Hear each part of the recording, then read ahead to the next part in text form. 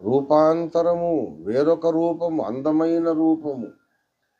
మనకు ఈ భూలోకపు బ్యూటీ పార్లర్లలో రాదు, కానీ మనకు అసలు సిసలైన సుందర రూపము, రూపాంతరము, వేరొక అందమైన రూపము కలిగించే అసలైన బ్యూటీ పార్లర్ ప్రార్థన సన్నిధి.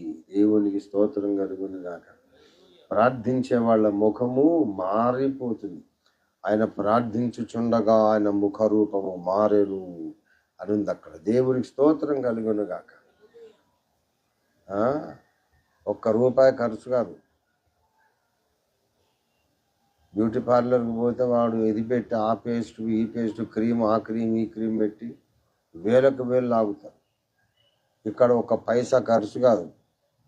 చక్కగా ప్రార్థన చేస్తుంటే మన ముఖ రూపమే మారిపోతుందట. దేవునికి స్తోత్రం కలుగునుగాక. హల్లెలూయా. మరి కొంతమంది 40 రోజులు ఉపవాస దీక్ష, 80 రోజులు ఉపవాస దీక్ష అని చాలా మంది ప్రతిష్ఠించుకుంటారు. మీరు గమనించారో లేదు, ఆ ఉపవాస దీక్ష వాళ్ళు విరమణ చేసినప్పుడు ముఖంలో ఒక కాంతి కనబడుతుంది, ఒక వెలుగు కనబడుతుంది. ఆ వెలుగు ఎక్కడ మనం తెచ్చుకోలేము. దేవుని సన్నిధిలోని ప్రకాశము వాళ్ళ ముఖం మీద ప్రతిబింబిస్తుంది. ఆయన ప్రార్థించుచుండగా ఆయన ముఖరూపం మరి మనం ప్రార్థన చేస్తే మన ముఖరూపము మారుతుంది. ఇదేదో కట్టుకథలు పిట్టకథలు ఏదో చమత్కారాలు కాదు. 40 దివారాత్రములు మోషే దేవుని సన్నిధిలో సీనాయి కొండ మీద గడిపినాడు. మోషే ముఖము ప్రకాశించిందా లేదా?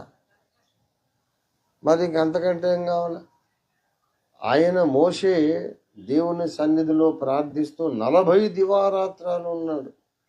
దిగి వచ్చేటప్పుడు ఇశ్రాయేలీయులు ఆయన ముఖమును చూడ విరచిరి, భయపడ్డారంటే. బాబోయ్, ఈయన ముఖాన్ని మేము చూడలేము అన్నారు.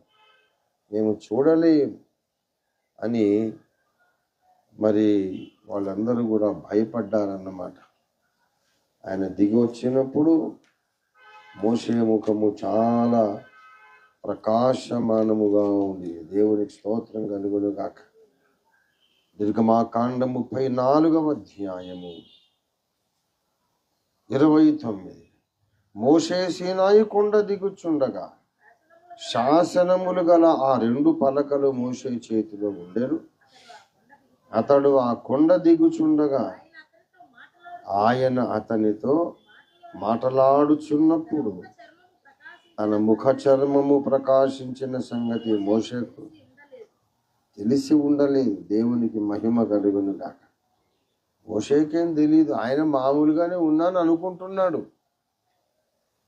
మామూలుగా ఉన్నానని ఆయన అనుకుంటున్నాడు. కానీ ఆయన ముఖ చర్మము జిగేల్మని మెరిసిపోతుందని ఆయనకు తెలియలేదు. 30వ వచనములో అహరోనును ఇశ్రాయేలీయులందరూ మోషేను చూచినప్పుడు అతని ముఖ చర్మం ప్రకాశించను గనక వారు అతనికి దగ్గరగా రావడానికి భయపడ్డారు, సమీపింప విరచిరి. గనక అందరూ భయపడుతున్నారు కనుక మోషే ఏం చేశాడంటే తన ముఖం మీద ముసుగేసుకున్నాడు. తన ముఖము మీద ముసుగేసుకున్నాడు. 34వ అధ్యాయం 35వ వచనం. 35. మోషే ముఖ చర్మము ప్రకాశింపగా ఇశ్రాయేలీయులు మోషే ముఖము చూచిరి. మోషే ఆయనతో మాట్లాడుటకు లోపలికి వెళ్ళు వరకు తన ముఖము మీద ముసుగు వేసుకొని వాళ్ళు భయపడిపోతున్నారు. భయపడి దూరం దూరం తొలగిపోతూ ఉన్నారు. నాయకుడు మాట్లాడక తప్పదు. చూస్తే భయం వేస్తున్నది. బాబోయ్, అగ్నిజ్వాలలాగా మండిపోతున్నాడని వెళ్ళిపోతున్నాడు. భయపడకండి అయ్యా అని చెప్పి ముఖానికి ఒక ముసుగు వేసుకొని కూర్చున్నాడు. అంత ప్రకాశం, అంత మహిమ. మోషేకి అప్పుడు ఏమైనా మహిమ శరీరం వచ్చిందా? ఇంకా రక్తమాంసాల శరీరమే, ఏమి పునరుద్ధాన శరీరం రాలే. అయినా అంత మహిమ దేవుడు ఆయన యొక్క పార్థివ శరీరం అంటే మట్టి శరీరములోనే అంత మహిమ దేవుడు నింపాడు. కాబట్టి మనకు రూపాంతరం ఎప్పుడు వస్తుందంటే ప్రార్థన చేసినప్పుడు వస్తుంది. ప్రార్థనలో 2 భాగములు, ప్రార్థనలో 2 భాగాలు.